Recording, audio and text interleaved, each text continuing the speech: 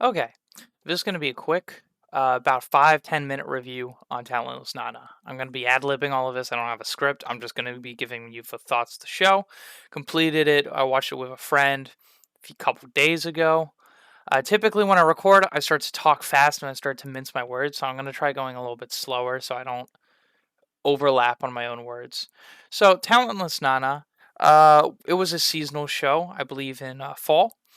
Um, it completely passed me and my friend over, and we decided to give it a watch once all the episodes were out. And we thought it was going to be a trashy show. Like, we thought there was going to be some funny moments, and we were going to laugh at how bad it was. And it turned out to be a lot better than we thought. I'm gonna get this out of the way. If you are expecting no spoilers, then you should probably click off the video. There will be plenty of spoilers in this, and I'm basically just going to give you my thoughts of the show. The subversion of expectations in episode 1 with uh, this character right here. Is my mouse hovering over it? This character right here. He is on the main poster. Like, here it is. Here he is here. He is a character in episode 1, and it mainly focuses on him and, like, his journey. Like, he basically tells the entire class that he's talentless, and he doesn't like. He has very low expectations. He gets bullied by the other kids, and then two transfer students come in. Um, One is this guy in the back. He's got white hair, and he's all mysterious like, and the other one is this girl. And our character Nanao, I believe that's his name. He basically talks to Nana, whose talent is mind control, not mind control, mind reading. Um, and they talk, and basically they start to bond, and he moves past, and he's like, "Oh, I actually do have a talent. It's to cancel out other people's talents." And they have a really heart-touching moment. And then at the very end of the episode, she literally just straight up murders him, just pushes him right off a cliff. And I know me and my friend, we were like, what the hell? Maybe it's gonna be a lot better than we thought. We were so surprised. We didn't think anything like that was gonna happen. And no, show just threw us for a loop. And apparently, our character Nana, right here, doesn't have a talent. She was faking mind reading. She was just doing cold reads of people and just manipulating them. And she was sent to this island with a bunch of these other kids who have quote unquote talents, basically superpowers. And it's not clear why they're there. Like, they keep on saying, "Oh, we're here to train to like fight the enemies of humanity," but it's heavily implied in the series that the enemies of humanity they don't exist, not even a little bit. And these kids were on this island basically so the government can keep an eye on them. And it seems like the government sent Nana here to slowly kill them or cause some sort of rivalry in between them and have them kill each other. Either one, whatever works. And she basically is given a phone, and every phone pops up with like a potential kill count of all the students.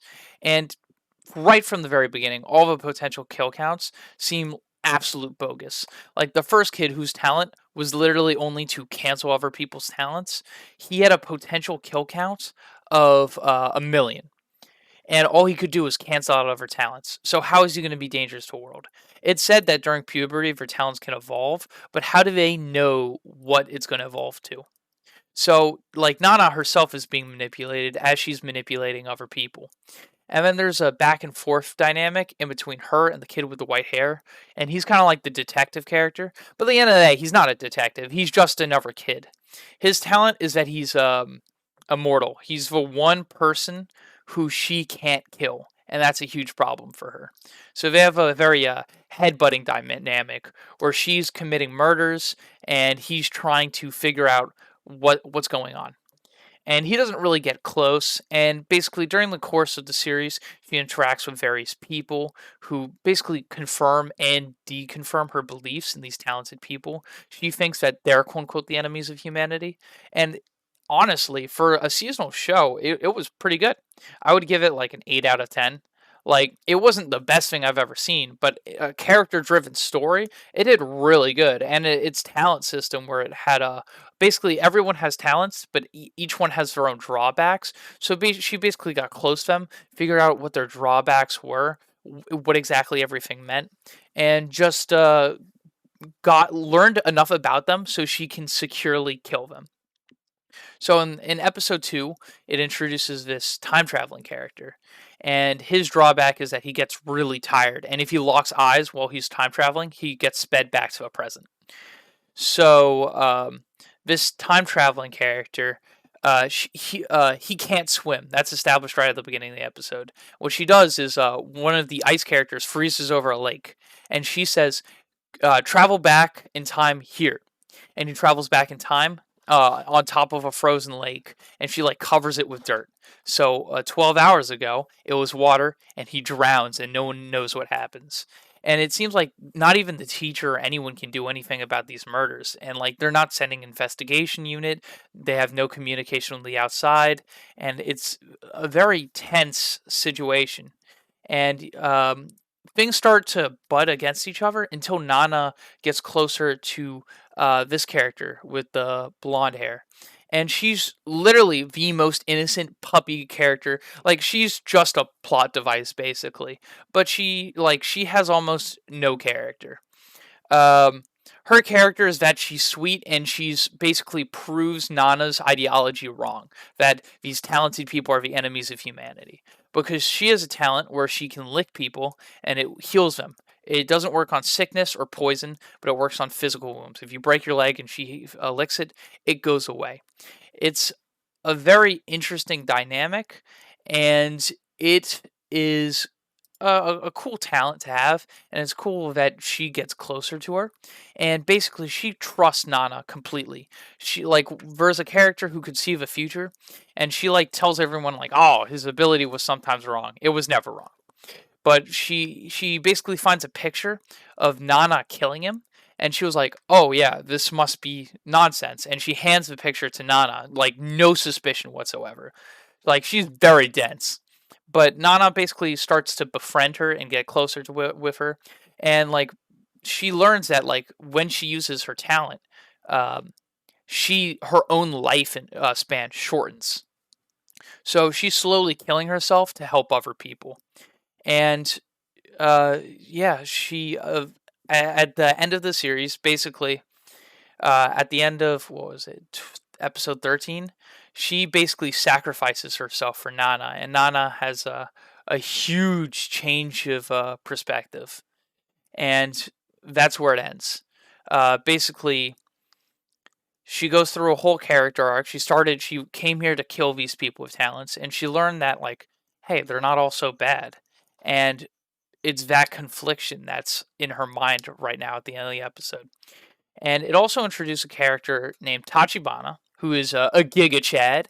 Very cool character. I'm not sure if there's any pictures of him, but we'll scroll down. I love this screenshot. Her T posing. This is Tachibana. He wears a pinstripe suit. Apparently, he was part of an older generation of students who was at the island before, and they basically got in a civil war and all killed each other. And Tachibana was the last one standing because he has a talent where he can just turn into people and use their talents just straight up. So he is basically a god amongst everyone else. He has fantastic lines such as, let me pull up the quotes that I wrote down from Tachibana. Oh, such a giga Chad. Ah, yes. From the way you're acting, even if I yank out your uterus, it won't reveal who you are inside. And those who have seen my talent forsake evolution in favor of writing fairy tales, which I think are two amazing lines. Very, very cool. So yeah, I would give this anime an 8 out of 10. The characters are really cool. Blonde dude, he's cool. He's like the strong silent type, but you learn that he's an otaku, and he calls everyone kid for some reason. And he says like he had a sister on the island who died, but he doesn't really try to find like if she did die or what happened. I It's my personal headcanon, like my theory right now, that Nana is going to end up being his little sister, just because of the way he talks. I think he's a lot older than he actually says that he is. And Nana has stated that she had an older brother that she never met, and he says he's only here because his sister's here. Um, and since his talent is like immortality, I think his aging works differently. Um, yeah. So yeah, I would give this show an 8 out of 10. Its power system, it's okay. It's not the best. Its thematic writing, again, okay. Its character writing is really good. It's they know how to write teens really well. That's what you have to remember when watching this show. Like these aren't like Death Note level characters. They're all kids. They're not the brightest tools. They're not the sharpest tools in the shed. And I feel like if you can remember that while watching it, you're gonna have a lot better of a time. And how like mature Nana is compared to all her other classmates, and they're all like they were all told that they're all talented, they're all special, so they're all like higher than heaven type characters. So they're all kind of big for their britches. And I feel like the dynamics that they have bouncing off each other and how the characters are introduced. The animation's good. I really like the art style, but like that mainly comes from the manga. Like these are pretty, like very pretty. I don't know the context in between this yet, but it looks really cool. And Nana is such a manipulative character. You get to see inside her head and how she changes throughout the series. And like when it comes to it's gonna be so good. Like, I hope there's another season soon, where like she basically is a killer, and she's killed like 5 people in this season, like all like meticulous murders, and it's gonna be really interesting to see like how that affects her when she realizes that some of these people didn't need to die, and she's just cold blooded. So I can't wait to see it. I highly recommend checking it out. Watch the first couple of episodes. It gets better as it goes, but you'll get a pretty good vibe from episode 1 if it's for you or not. Well, anyway, that's all from me. If you like this, I'm probably going to do some more anime reviews. I'm planning on doing a podcast with a friend when the new season of winter anime rolls out, and we're probably going to go week by week and talk about all the new shows.